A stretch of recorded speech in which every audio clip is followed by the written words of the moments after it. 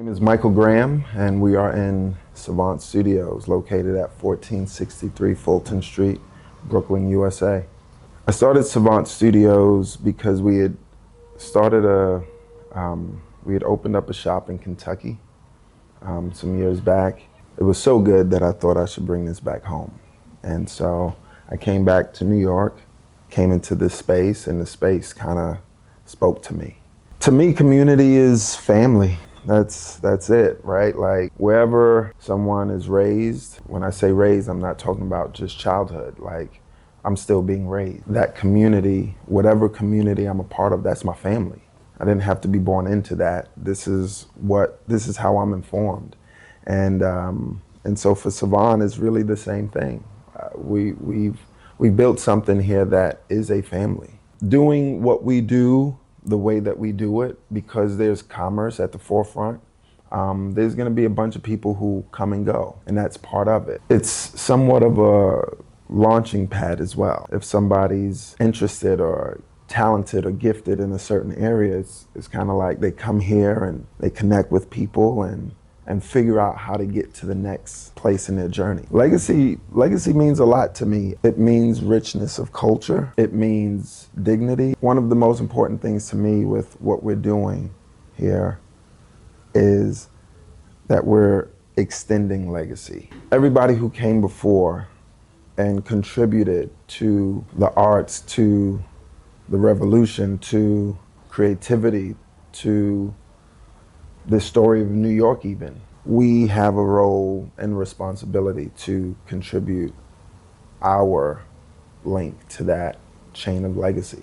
A friend of mine said something to me interesting. He's an artist, and I didn't really consider myself an artist. I just considered myself a person who makes things. I thought that art was existed in this really pinkies out type of space. It's in museums, right? And he said, Mike, I consider you an artist before I ever saw anything you made. And he said, you're an artist because of the way you see the world. And that kind of changed my view on art, actually. And so art impacts my world and plays a role just in like finding beauty through the story of life. If art has transformed my life, it's been in that way of just like experiencing expressions of art and being inspired. Archiving is crucial. There are forces and powers that would want to erase the history of what's happening. I think that right now in 2024, Bed-Stuy is experiencing maybe what I like to call the Brooklyn Renaissance. And it's beautiful here. The people, there's so many amazing people in this neighborhood right now doing amazing things, and everybody's supporting each other and tapping in with each other. And I've never seen that. I've never seen it like this in Brooklyn. And I'm from here, from Tompkins Projects. It's special, and we have to document this and archive what's happening so that whoever's coming next, they get to build on what's happening here. And now we're experiencing something that we can build on that, because it's a 100-year cycle, really. And we're kind of in that 100-year period. And so, yeah, archiving what's happening in Bed-Stuy is like of utmost importance. Somebody else from somewhere else with a different type of vision could be in this shop right now doing something, but they're not. It's me. I am Brooklyn. Brooklyn is me. So if Bed-Stuy is going to be gentrified, it should be by us. We can reframe how we look at it, right? Instead of seeing it as something that we have to push against. It's going to happen. It's inevitable. Well, then let it be us doing it. And then it might not even be called gentrification.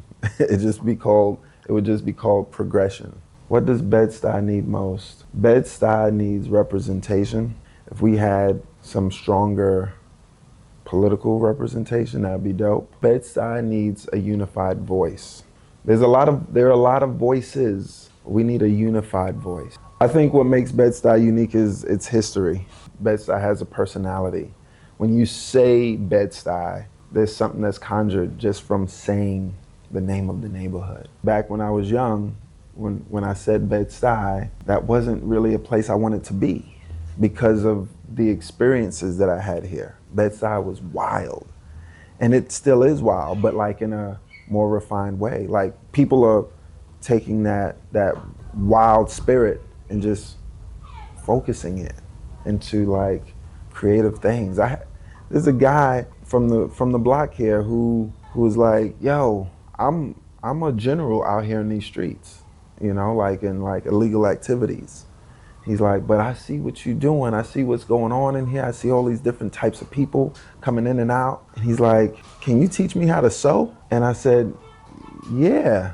He's like, I want to be, what do you call that? A printard? I said, apprentice. Yeah, I want to do that. I said, amazing.